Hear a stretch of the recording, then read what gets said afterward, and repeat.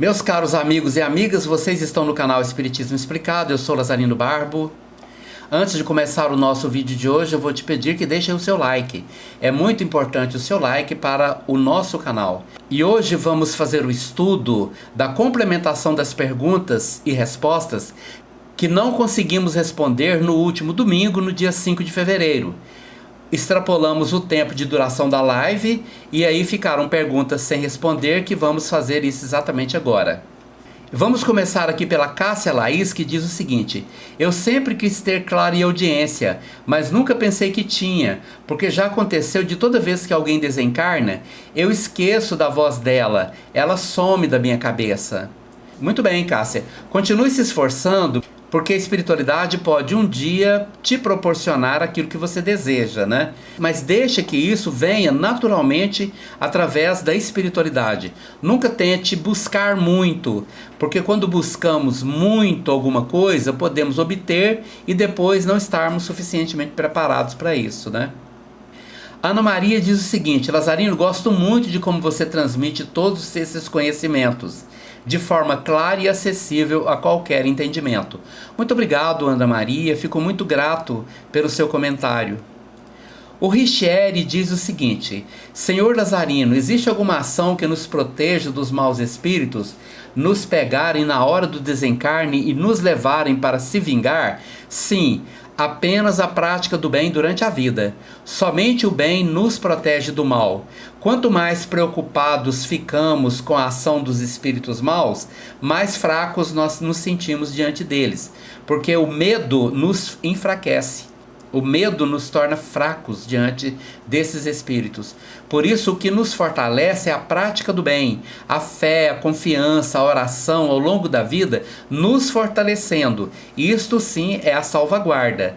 Porque se não formos capazes de viver uma vida boa, equilibrada, harmoniosa, com a espiritualidade e conosco mesmo, mesmo sabendo que já cometemos erros muito graves, nós acabamos não conseguindo nos livrar das influências trevosas. O que nos protege do mal é exclusivamente a prática do bem. A Cássia Teixeira pergunta: gostaria de saber se a mediunidade pode mexer com o sistema digestivo. Pode sim. A mediunidade, quando ela não é bem aplicada, ela pode desenvolver alguns sintomas físicos. E nos processos de ansiedade desencadeados pela mediunidade, pode então ocorrer ações no sistema digestivo e intestinal, principalmente relacionados a médiuns de efeito físico, que são os médiuns curadores que ainda não tiveram a oportunidade de estar frequentando uma casa espírita. A Maria do Carmo pergunta o seguinte: fobias podem ser traumas de vidas passadas? Com certeza, alguma coisa no passado que nós vivenciamos, que trouxe uma situação muito terrível, muito além de nossa capacidade de suportar, então isso se tornou uma fobia. O tratamento da fobia precisa ser realizado em dois planos, tanto com a ajuda médica muitas vezes e também com a ajuda espiritual, onde a espiritualidade vai nos ajudando a superar com o tempo essas fobias, mas com certeza todas elas têm origem a traumas de vidas passadas. Mas com certeza todas elas têm origem em traumas de vidas passadas. O Richieri pergunta: Senhor Lazarino, outra pergunta: se espíritos maus quiserem pegar alguém no desencarne, os espíritos bons não têm como protegerem? Tem, eles fazem isso todo o tempo. Todos os dias os espíritos bons protegem os espíritos na hora do desencarne. O problema é que estes espíritos, para serem ajudados e protegidos, eles não podem estar com a mente totalmente aprisionada naquilo de mal que eles fizeram. É necessário que ao longo dessa vida eu vou aos poucos aprendendo a lidar com as situações desequilibradas que eu protagonizei, para que eu me torne fortalecido diante dessas situações. Porque a minha fragilidade e o meu aprisionamento mental, o meu sentimento de culpa exagerado, o meu remorso mórbido, doentio, é que me liga a estes espíritos maus. Na verdade, eu preciso mudar a minha maneira de ver a minha própria vida ao longo da própria vida, para que eu não fique ligado a essas situações na hora da minha morte. A Kessia Leandra pergunta: Lazarino, o médium psicofônico pode psicografar? Pode, se ele tiver as duas mediunidades. Se ele for apenas psicofônico, não vai conseguir psicografar. Mas existem médiums que são ao mesmo tempo psicógrafos e psicofônicos. Estes conseguem lidar muito bem com as duas mediunidades sem problemas nenhum. A Edileuza Moraes diz o seguinte: bom dia, queridos irmãos. Em outra vida, em 1836, meu marido hoje foi meu pai no passado. Interessante, né? Até a data ela consegue saber, né? 1836. Um período muito antigo, onde o pai dela naquela época, hoje volta como seu marido. Isto acontece muito em nossas vidas. Nossas famílias são constituídas assim. O problema é que nem todos sabem disso. A maioria vive hoje tendo como filho o marido, o pai de vidas passadas, tendo como filha a mãe de vidas passadas.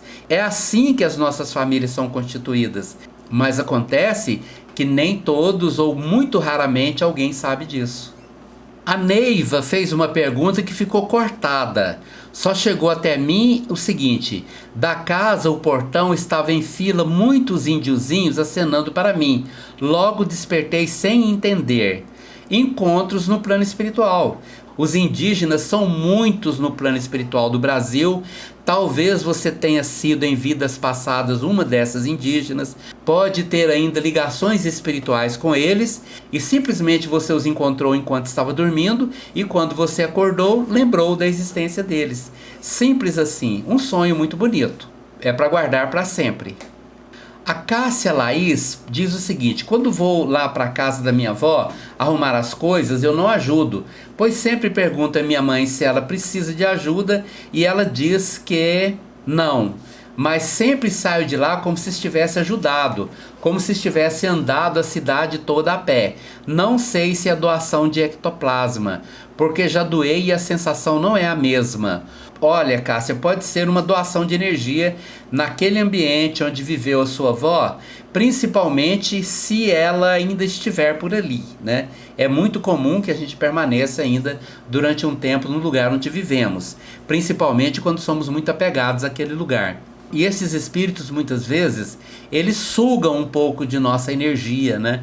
Isto é inconsciente para os espíritos, nem sempre eles querem nos fazer mal, mas a nossa presença como médium doador de ectoplasma já fornece naturalmente energia para eles.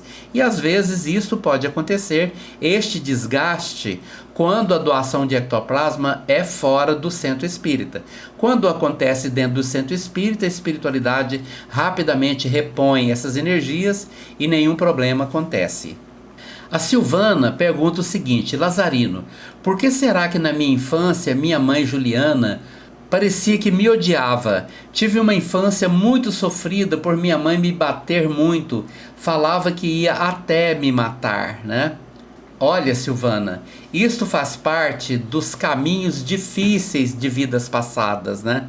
Das situações complicadas de vidas passadas. Uma pessoa que vem do plano espiritual, já um inimigo de outras vidas, pessoas que nós maltratamos, humilhamos em vidas passadas. Essas pessoas vêm como nossos familiares muito próximos. Pai, mãe, irmão, marido, mulher, isso é muito comum. O que você deve fazer é orar muito pela sua mãe. Procurar trazer da sua lembrança alguma coisa boa que vocês tenham vivido juntos, qualquer coisa. Porque isso ajuda muito você, principalmente, a libertar-se desse sentimento. Eu espero que você não tenha uma mágoa com relação a isso. Porque se tiver, aí complica, porque você fica ligado a ela. Porém, se você conseguir perdoá-la incondicionalmente, totalmente orando por ela, você será capaz de desvincular-se totalmente dela, não tendo nenhum compromisso mais com qualquer escolha dela no plano espiritual.